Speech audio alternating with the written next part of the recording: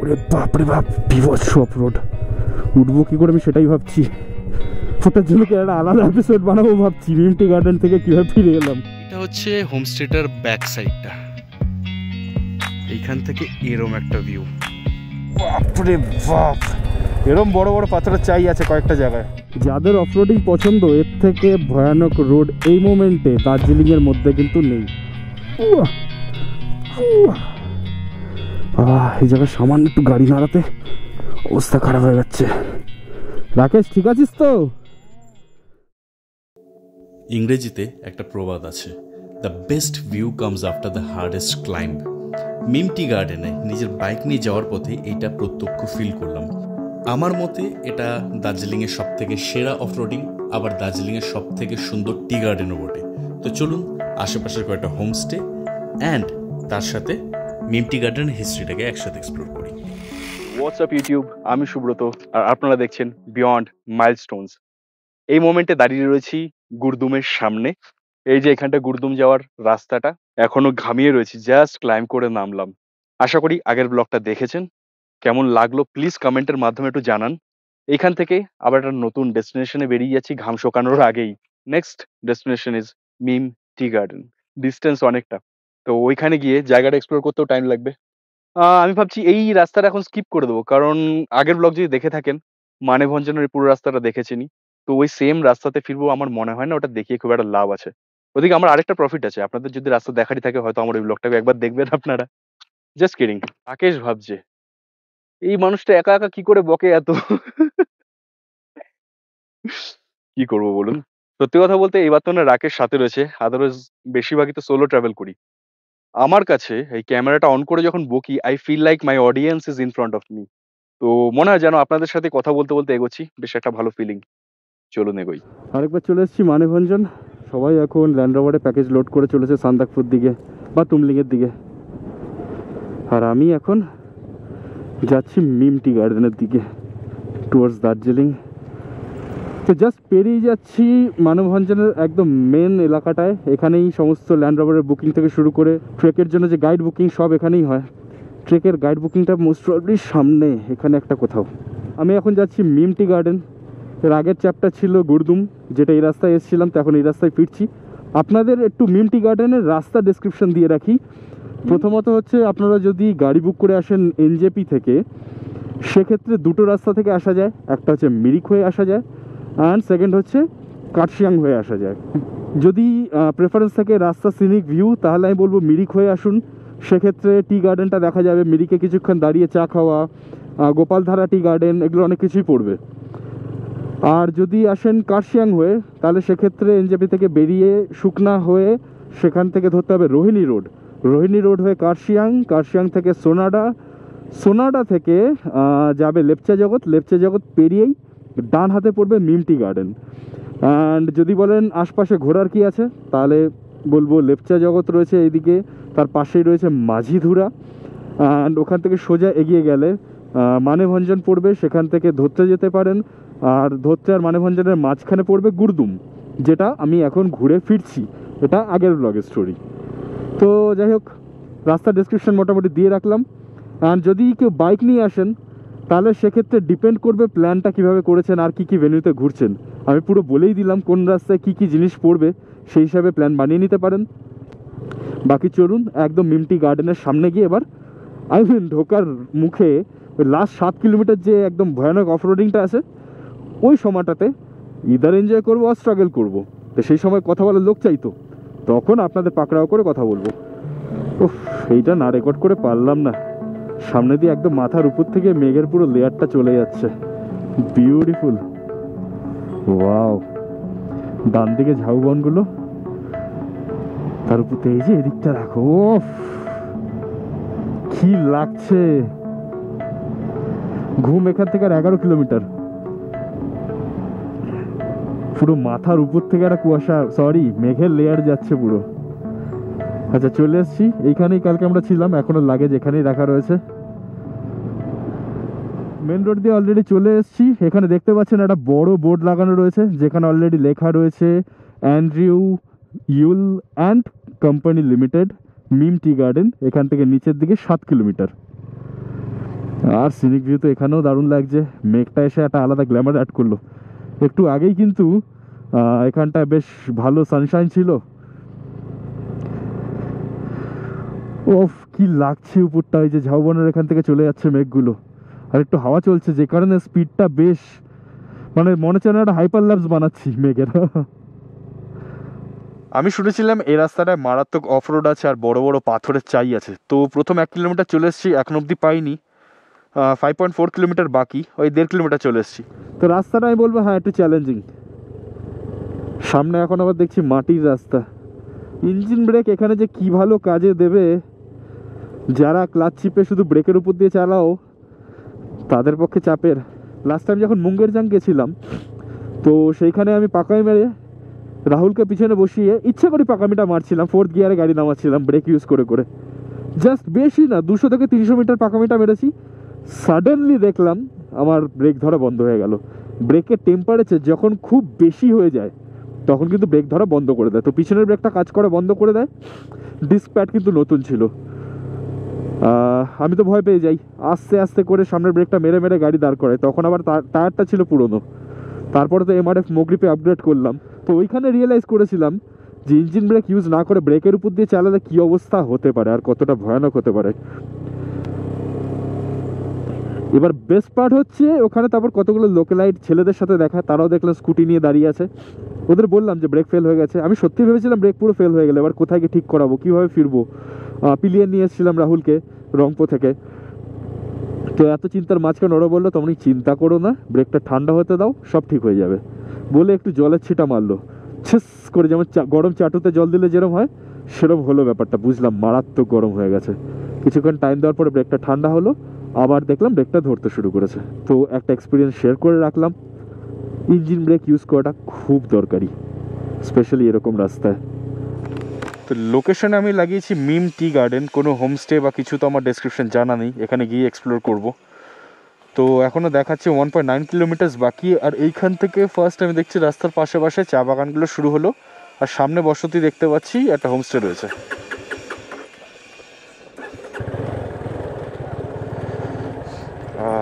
নাক দিয়ে টপ করে ঝরছে।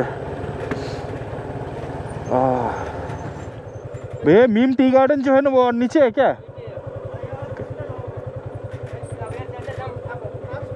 5 মিনিট, আচ্ছা থ্যাংক ইউ।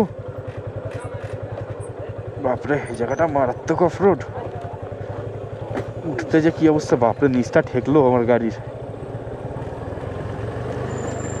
এই জায়গাটা বেশ সুন্দর, লাস্ট স্ট্রেচটা ভয়ানক। এই যে এখান থেকে টি গার্ডেন শুরু হয়ে গেছে, কিন্তু লাস্ট স্ট্রেচটা বেশ ভয়ানক।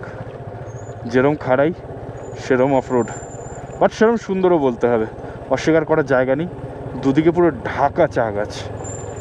এই যে এদিকে দেখুন, সেরকম খাড়াই রাস্তা, বাপরে বাপ। Losing time, I'm fading fast. I just wanna make it last. Try to let go of the past. I close my eyes, embrace the blast. Sleepless nights and headaches stack. Restlessness to hell and back. What's my purpose? What do I grab? A slippery surface, a heart attack. বাপরে বাপ, এরম বড় বড় পাথরের চাই আছে কয়েকটা জায়গায়। যাদের অফরোড পছন্দ, 1 মিনিট কাজ স্টার্ট করি, যাদের অফরোডিং পছন্দ এর থেকে ভয়ানক রোড এই মোমেন্টে দার্জিলিংয়ের মধ্যে কিন্তু নেই। তার সাথে সিনিক ভিউও কিন্তু দারুণ, দুদিকে চা গাছে ভর্তি, একদম স্লোপ হয়ে নেমে গেছে। শুধু এখানেই না, দেখুন পাশের যে পাহাড়গুলো, পুরো মিরিকের মতো চা বাগানটা, বাট এখানের ভিউটা একটু ক্লোজ। ওরে বাপরে বাপ, বিভৎস অফরোড, উঠবো কী করে আমি সেটাই ভাবছি। ওটার জন্য কি একটা আলাদা এপিসোড বানাবো ভাবছি, মিম টি গার্ডেন থেকে কীভাবে ফিরে এলাম। রাস্তাটা দেখি, রাস্তাটা দেখাচ্ছে রাইট টার্ন, আচ্ছা এটা না হয় নিচে গিয়ে রাইট টার্ন।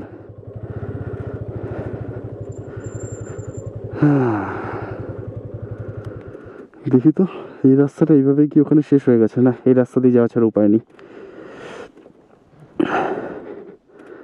যা বাবা, এই জায়গায় সামান্য একটু গাড়ি নাড়াতে অবস্থা খারাপ হয়ে যাচ্ছে। রাকেশ ঠিক আছিস তো? যাক তুই ঠিক থাকলেই হবে। এই মাঝখানের রাস্তাটা নেই বাবা, শুধু ইঞ্জিন ব্রেকেও হচ্ছে না, ইঞ্জিন ব্রেক সামনের পিছনের ব্রেক সব একসাথে লাগানো। ও ফুল কন্ট্রোলে রাখতে হচ্ছে গাড়ি, একটু সামান্য দিক ওদিক হলেই গল্প শেষ। পিলিয়ন নিয়ে আসা বেশ কষ্ট, আমি পিলিয়ন নিয়ে আসছি, একদম প্র্যাকটিক্যালি বলছি। রাস্তাটা দেখুন শুধু, উফ, সৌন্দর্য না, ওরে বাপ রে বাপ, শুধু সৌন্দর্য নয়, অফরোডিং। ও ও বাবা, এই রাস্তাটা এখন স্বর্গ মনে হচ্ছে। হ্যাঁ,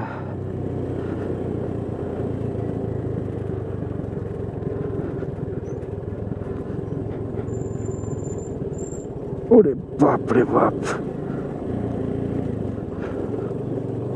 হ্যাঁ, এবার একটু ঠিকঠাক। এই রে, আমি ম্যাপের বাইরে চলে গেলাম কি করে, রাস্তাতে এরম দেখাচ্ছে। মিম টি এস্টেটটা পুরো দেখা যাচ্ছে এখানটায়। আমি আগে যখন দেখতাম, মানে মুভিতে দেখতাম, এই অলিভ গ্রিন কালারের শেডগুলো দিয়ে টি এস্টেটগুলো দেখাতো, ওটা প্র্যাকটিক্যাল একদম চোখের সামনে থেকে দেখছি। ছাদের উপরেও লেখা রয়েছে মিম টি এস্টেট। এই পুরো জায়গাটাতেই হচ্ছে চা প্রসেসিংয়ের কাজ হয়। আচ্ছা, অলরেডি তো দেখালামই, এটা হচ্ছে মেন টি এস্টেটটা। তো সবাই দেখছি এইখানটায় সাইট সিং করতে আসে, মানে একদম এই নিচের জায়গাটায়।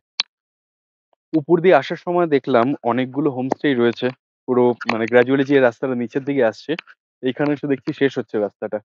তো গ্র্যাজুয়ালি নিচের দিকে আসার পথে প্রচুর হোমস্টে আছে, প্রচুর হোমস্টে আছে।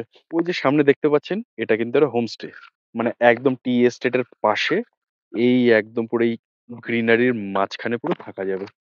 তো গিয়ে একটু জিজ্ঞেস করি হোমস্টেটার নাম কি, বা প্রাইসেস কি আছে, কি ট্যারিফ।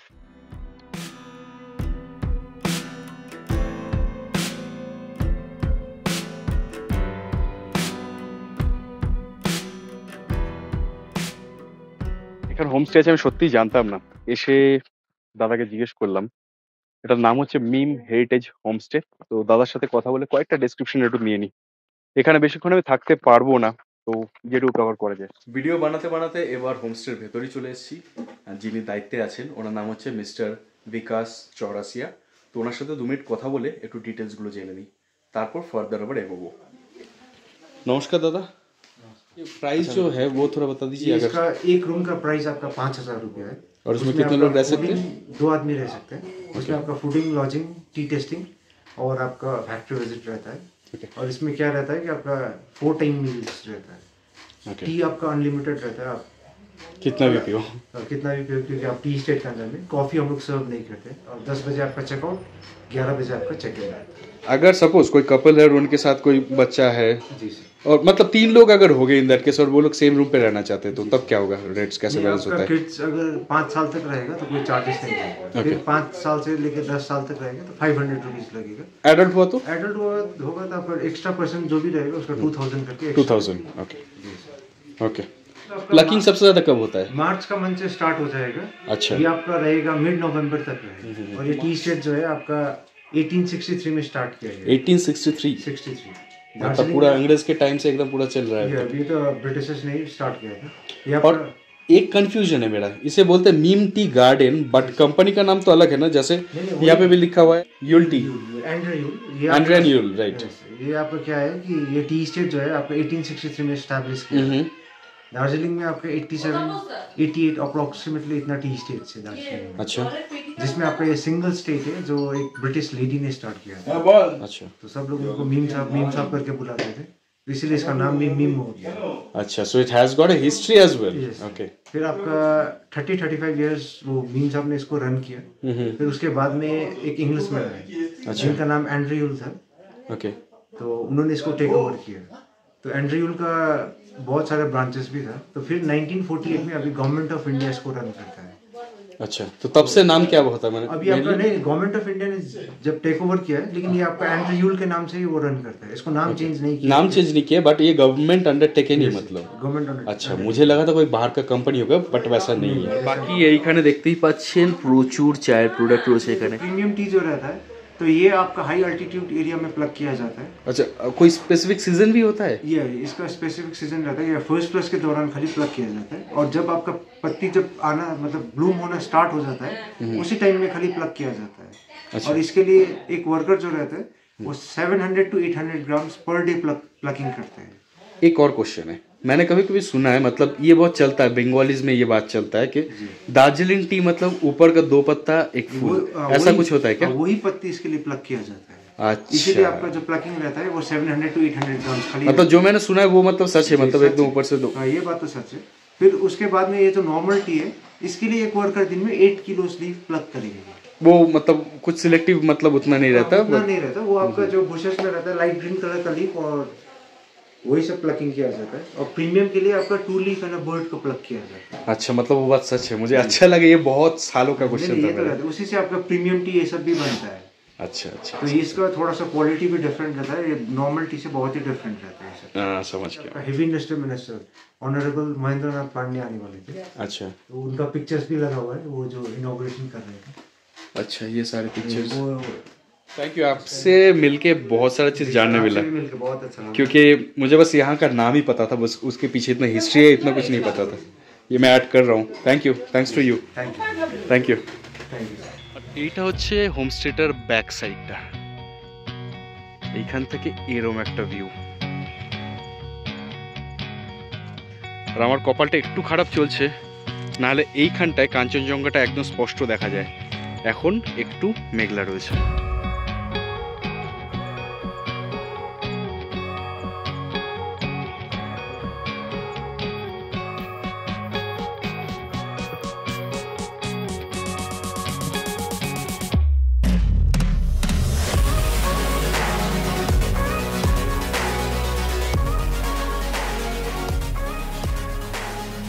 তো একদিকে ভালো হলো, দাদার থেকে পুরো এই জায়গাটার হেরিটেজ হিস্ট্রি সবকিছুই জানতে পারলাম। আশা করি ইন্টারেস্টিং লেগেছে ব্যাপারটা, যদিও উনি বাংলা একদম জানে না, না হলে বাংলায় করার চেষ্টা করতাম। তো ওই জায়গাটাতে হিন্দিতে রয়েছে। বাকি এখানে ব্লগ শেষ নয় কিন্তু, এটা তো নতুন একটা জায়গা বের করলাম, সবে 1 বছর হয়েছে খুলেছে। আরেকটা জায়গা আপনাদের দেখাবো, নাম যেটুকু জানতে পারলাম ট্যাক্টো হোমস্টে, এটুকু নামটা শুনেছি, গিয়ে কনফার্ম করছি। শুনেছি এই জায়গায় হোমস্টে যে পুরো প্রচলন, বা একটা চা বাগানের মাঝখানে যে কেউ থাকতে পারে, এই পুরো ব্যাপারটার অরিজিনেট করেছি হচ্ছে ওনাদের থেকে, ট্যাক্টো হোমস্টে। তো চলুন ওটা ঘুরে তারপর বাড়ির দিকে ফিরবো। আর দেখতেই পাচ্ছেন কি লেভেলের অফরোড ছিল, কি লেভেলের এফোর্ট লাগে। প্লিজ আপনাদের একটু হেল্প বলতে আপনাদের সময় অ্যান্ড একটু এফোর্ট, আঙুলটা দিয়ে এবার টুক করে চিপে একটু সাবস্ক্রাইব করতে হবে। তাও এমনি এমনি না, যদি ভিডিও ভালো লাগে তাহলে লাইক শেয়ার অ্যান্ড সাবস্ক্রাইব করে একটু এগিয়ে যেতে সাহায্য করবেন। চলুন এবার এগোই। তো সামনে এটা হচ্ছে মিম হেরিটেজ, আর এখান থেকে আমরা এখন এগিয়ে যাচ্ছি। আর একটু ফার্দার গেলে যে নেক্সট হোমস্টেটা বললাম সেটা নাকি খুব ভালো লোকেশন, গিয়ে একবার দেখাই যাক। মিম টি এস্টেট থেকে আরেকটু এগিয়ে এই জায়গাটা পড়লো, এখানে সূর্যাস্ত যাচ্ছে, অসাধারণ লাগছে এই জায়গাটা। মানে পূর্ব দিকে সূর্য যখন উঠবে অপোজিট থেকে, তখন এখানে যখন রোদটা পড়বে দারুণ লাগবে। বাইকটা জাস্ট এখানে পার্ক করেছি, অ্যান্ড দিস ইজ ট্যাক্টো হোমস্টে। এই পুরো মিম গার্ডেনের একদম প্রথম হোমস্টে এটাই, মানে ওরাই প্রথম এই চলটা বানায় যেখানে এসে একটা টি এস্টেটের মধ্যে থাকা যাবে। তো নিচে কয়েকটা রুম রয়েছে আর এখানে একদম উপরেও রুম রয়েছে। জিজ্ঞেস করে যেটুকু জানতে পারলাম এগুলো হচ্ছে 1400 করে, আর এগুলো হচ্ছে 1700 করে। আর এই দিকে ওনাদের নতুন রুম হচ্ছে, এই রুমগুলো আমি দেখাতে পাচ্ছি না কারণ হচ্ছে এখানে সব গেস্ট রয়েছে, সো কাউকে বিব্রত করে লাভ নেই। এই জায়গাটা একবার দেখি কীরকম লাগছে। আর এই রুমগুলো এখন নতুন তৈরি হচ্ছে, জাস্ট দাদাদের বলে এটা খোলালাম, পুরো তৈরি হয়ে ওঠেনি, বাট দারুণ লাগছে। এখনও নতুন কাঠের গন্ধটা নাকে আসছে, পলিশের, ভাল লাগছে বেশ, পুরো উডেন ব্যাপারটা। আর এখান থেকে দেখি ভিউটা কিরকম আসে। আচ্ছা, यहाँ से কাঞ্চনজঙ্ঘা দিখতা হয় না পুরা, তো এই জানলা থেকে আপনারা কাঞ্চনজঙ্ঘা দেখতে পারবেন। মানে এইখানটায় যদি বেড হয় এখান থেকে পুরো কাঞ্চনজঙ্ঘাটা দেখা যাবে। এই যে এখান থেকে পুরো কাঞ্চনজঙ্ঘাটা দেখা যাবে, দারুণ। তো জিজ্ঞেস করলাম এই রুমগুলো তখন 2000 টাকা করে হবে। ये कब तक बन जाएगा भैया? ये सिर्फ टॉयलेट बाथरूम है इसका, अच्छा अच्छा, महीने दिन 2 टॉयलेट बाथरूम का। 2 मंथ में बन जाएगा ना, मतलब मार्च से लोग आके यहाँ पे रह पाएंगे। हाँ आराम से, बिल्कुल बिल्कुल, क्योंकि इसको पॉलिश करना है ना। हाँ हाँ समझ गया मैं। অসম, থ্যাংক ইউ থ্যাংক ইউ। আমার গাড়ি দেখতে একটা গেস্ট এসছে, কি ভাল লেগেছে কে জানে, একটু আগে এই রডটার উপরে উঠে বসেছিল। কি রে তোর কি এত ভাল লেগেছে এখানে?